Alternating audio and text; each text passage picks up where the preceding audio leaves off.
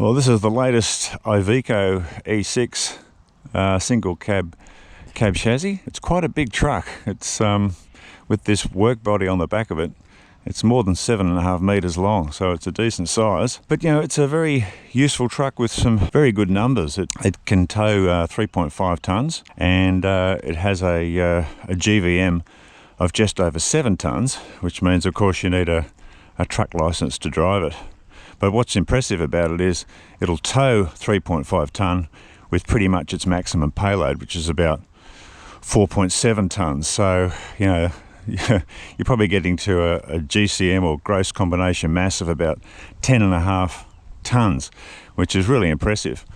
And that would make it very useful for a number of different working jobs. This one, you might notice, we've got about 2 tons in steel blocks in the back just to settle the ride down, and it certainly rides pretty well like that. Very long wheelbase. This one is 4,350 millimeters, I think, which is just one of numerous numbers of wheelbases that this vehicle comes in. It's designed to have so many different choices for so many different operators, so that they can tailor an Iveco 70C just exactly the way they need it to be for their particular job application. So there it is, the new Iveco E6 single cab chassis. Now we'll take it for a spin.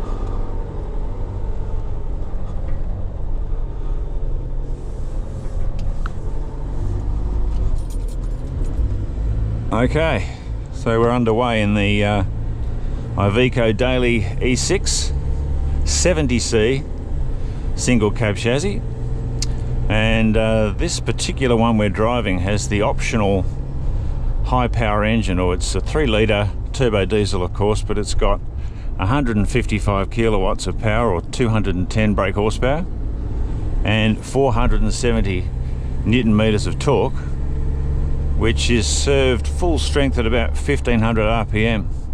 And that's terrific, because that's a very, very useful low rev range when you're hauling big loads. And the beauty is that might be the peak of the torque, but it's very flexible either side of that. There's plenty of pulling power either side of 1500 RPM. So it's a very good engine for this application. And what's equally impressive is the automatic transmission that goes with it. It's an 8-speed, and it's got this really good change on it where you have full control of what the engine's doing. So we're going along now in full automatic eco mode. If I just tap it to the side once, that switches to power mode, which changes the shift protocols to maximize the engine's torque. And then if I just push the stick forward, now it's in manual mode, so I can drive it sequential manual as well. So there's a lot of flexibility there for someone who's using this truck, depending on the driving conditions. If you're in lots of hilly terrain, you might want to shift it to manual to control the gears better, or when you're just doing around city work, you just leave it in full automatic mode and it works really well too. So very impressive drivetrain. One of the themes that Iveco has been pushing with this this breed of daily is that it's almost car-like to drive.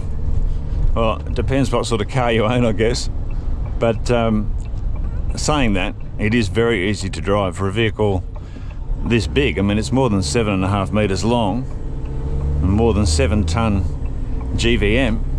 It's very easy to maneuver around, you know, tight city and suburban streets like this. The steering wheel is very nice to use. It's light but precise steering control. Brakes are good. eye lines to all the mirrors and everything are excellent. And what's really good is the suspension seating, because you can adjust the seat, and there it goes. See, I was moving independent of the truck suspension there. You can adjust the seat to suit the weight of the driver. It's got an adjustable knob on the front, and you can just wind that around. If you're 90 kilos or 100 kilos, you just set it to that weight, and then it provides the perfect amount of support. And when you're spending a long time behind the wheel, that kind of comfort is really, really appreciated. So overall, I'd have to say the Iveco Daily E6 70C cab chassis is a pretty easy kind of thing to drive. You know, it's hard enough doing a hard day's work without the vehicle you're driving making it even harder for you. And in that context, this vehicle certainly makes a working day easier. And from a driving perspective, it's pretty hard to fault.